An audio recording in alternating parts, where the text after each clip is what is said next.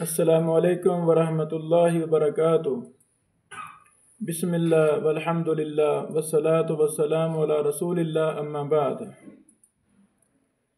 الحمدللہ رمضان میں نماز تراویح ایک اہم ترین عبادت ہے۔ نماز تراویح کے متعلق کچھ ضروری مسائل جو قرآن و سنہ میں وارد ہیں ان کا خلاصتاً ان کو ذکر کرنا چاہتا ہوں۔ سب سے پہلا مسئلہ یہ ہے کہ نماز تراویح مستقل عبادت ہے۔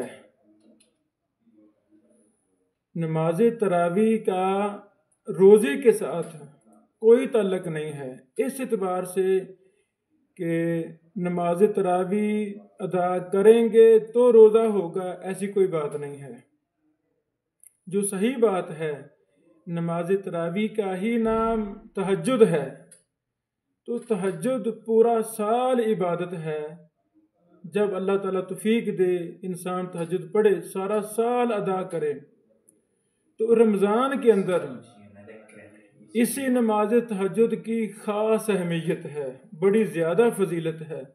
من قام رمضان ایمانا واحتسابا غفر له ما تقدم من ذنبہ۔ اللہ اکبر۔ جس نے رمضان کا قیام کیا، اللہ تعالیٰ سے سابقہ گناہ معاف فرما دیتے ہیں۔ تو پہلی بات یہ ہے کہ تراویح نفلی عبادت ہے، ہمیں بڑے شوق اور ذوق سے اس نفلی عبادت کا اہتمام کرنا چاہیے۔ دوسری بات یہ کہنا کہ جی میں نے تراویح نہیں پڑھی اس لیے روزہ نہیں رکھ سکتا، یہ جھوٹ ہے۔ میں یہ مسئلہ سمجھانا چاہتا ہوں کہ تراویح کا روزوں کے ساتھ اس اعتبار سے کوئی تعلق نہیں ہے کہ جی تراویح ادا کریں گے تو روزہ رکھیں گے، ایسی بات نہیں ہے۔ نماز تراویح بھی پڑھنی ہے، روزہ بھی رکھنا ہے، روزہ رکھنا فرض ہے۔ نماز تراویح ایک مسنون عبادت ہے جس کی بڑی زیادہ فضیلت وارد ہوئی ہے۔ تیسرا مسئلہ ہم نے دیکھا ہے کہ اللہ اکبر، شروع والے دنوں میں مسلمان بڑے شوق سے مساجد میں تراویح پڑھنے جاتے ہیں، لیکن چند ہی دنوں بعد مساجد خالی ہو جاتی ہیں۔ نہیں اے میرے مسلمان بہن بھائیوں، اس کا پورا رمضان ہم نے اہتمام کرنا ہے۔ خوش قسمت ہے وہ انسان، وہ میری ماں بہن بیٹی بزرگ نوجوان دوست جو سارا مہینہ نماز تراویح کا اہتمام کرتا ہے۔ اللہ کی قسم ممکن ہے اللہ تعالیٰ اس کو توفیق دے دے پورا سال وہ نماز تراویح کا اہتمام کریں، نماز تہجد کا اہتمام کریں۔ چوتھا مسئلہ یہ ہے، نماز تراویح کھڑی ہو، ہم لیٹ گئے ہیں، ابھی عشاء کی نماز پڑھنی ہے، تو ہمیں چاہیے ہم امام کے ساتھ مل جائیں، اور امام صاحب نفل نماز تراویح کی پڑھا رہے ہیں، ان کے ساتھ ہم اپنی عشاء کی نماز پڑھیں۔ مثلا امام صاحب نے 2 رکعت پڑھا کے نماز سلام پھیر دیا ہے، تو ہم 2 رکعت کھڑے ہو کے پڑھیں گے، اور یہی طریقہ ہونا چاہیے۔ اب تراویح جاری ہے، لوگ پیچھے اپنی نمازیں پڑھ رہے ہیں، یہ درست نہیں ہے، یہ غلط ہے۔ پانچواں یہ مسئلہ بھی اہم ہے کہ 8 رکعت تراویح سنت کے مطابق، اس کے بعد وطر، 1 وطر، 3 وطر، 1 بھی سنت ہے، 3 بھی سنت ہے، تو کئی لوگ وطر چھوڑ دیتے ہیں،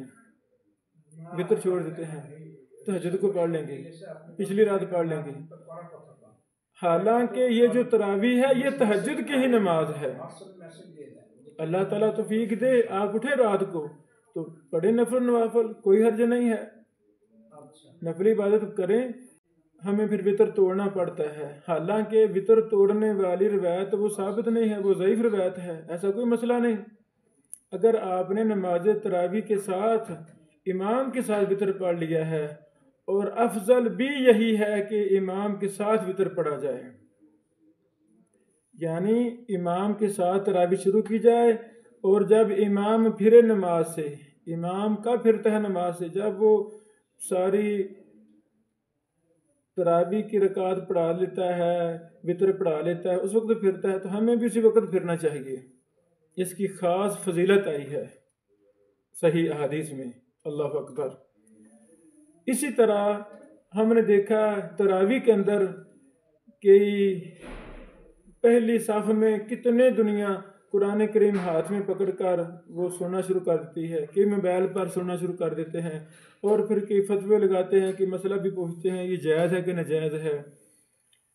قرآن کریم کو خشوع خضوع کے ساتھ ہمیں سننا چاہیے، قیام میں ہاتھوں کو باندھنا چاہیے۔ بامر مجبوری اگر کوئی بستی میں حافظ قاری نہیں ہے جو سامع ہو، جو اچھا قرآن کا قاری اور حافظ ہو، اس کی تو مجبوری ہے وہ قرآن مجید ہاتھ میں پکڑ لے۔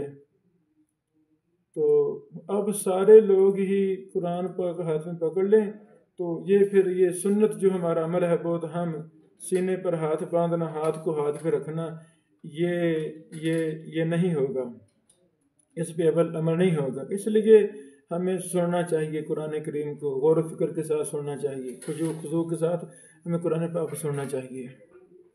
اللہ اکبر۔ اسی طرح تراویح کے اور بھی کئی ایک مسائل ہیں، ہمیں یہ مسائل علماء کے پاس بیٹھ کر سمجھنے چاہیے۔ جو ائمہ تراویح ہیں، جو ماشاءاللہ جن کو اللہ تعالیٰ نے شرف دیا ہے، جو قرآن کریم تراویحوں میں سنا رہے ہیں، تو نمازی یہ چونکہ تہجد کی نماز ہے یہ، تو پہلی 2 رکعات رسول اللہ صلی اللہ علیہ وسلم مختصر پڑھا کرتے تھے، صحیح مسلم حدیث ہے۔ تو ہمارے ہاں پہلی 2 رکعتیں بہت لمبی پڑھی جاتے ہیں، تو ایسے نہیں ہونا چاہیے، ہمیں سنت کی موافقت کرنی چاہیے۔ پہلی 2 رکعت رسول اللہ صلی اللہ علیہ وسلم مختصر پڑھتے تھے۔ ہاں کبھی کبھی پہلی رکعتیں لمبی بھی پڑھی ہیں، تو ہمیں اعتدال والی راہ پہ چلنا چاہیے۔ جو ایک روٹین ہماری بن گئی ہے وہ اس کو ہمیں اس کی خلاف ورزی کرنی چاہیے۔ کبھی مختصر انسان 2 رکعتیں پڑھ لے، کبھی لمبی بھی پڑھ لے، کوئی حرج نہیں۔ اسی طرح امام تراویح کو اللہ سے ڈرتے ہوئے خشوع خضوع کے ساتھ نماز تراویح پڑھانی چاہیے۔ قرآن مجید کو اچھی طرح یاد ہو، ترجمہ کے ساتھ یاد ہو، تاکہ جہاں جنت کا ذکر آئے وہاں رک کر اللہ تعالیٰ سے جنت کا سوال کیا جائے، جہاں جہنم کا ذکر آئے وہاں رک کر اللہ تعالیٰ سے جہنم سے پناہ مانگی جائے۔ اللہ اکبر۔ قرآن پڑھنے کا بھی ادب ہے، قرآن سننے کا بھی ادب ہے۔ ہمیں ایز اے امام تراویح، ایز اے سامع یا مقتدی، ہمیں ان آداب کو ملحوظ خاطر رکھنا چاہیے۔ اللہ سے دعا ہے اللہ رب العالمین ہمیں ان باتوں پر عمل کرنے کی توفیق عطا فرمائے۔ اور لوگوں کی آسانی دیکھنی چاہیے۔ لوگوں کی آسانی کیا ہے؟ اگر کہیں بیچارے بوڑھے ہیں، نوجوان بڑے کم ہیں، یا وہ نہیں قرآن بھی سن رہے، تراویح پڑھنے نہیں آ رہے، تو یہ کوئی قاعدہ قانون کے پورا قرآن ہی سنانا ہے یہ ضروری نہیں ہے۔ ہاں بہت اچھا ہے، بہت افضل ہے پورا قرآن سنائیں، لیکن اپنی پبلک اور رعایا کو دیکھ کر ہی ہمیں یہ فیصلہ کرنا ہے۔ اللہ تعالیٰ ہمیں عمل کی توفیق عطا فرمائے۔ السلام علیکم۔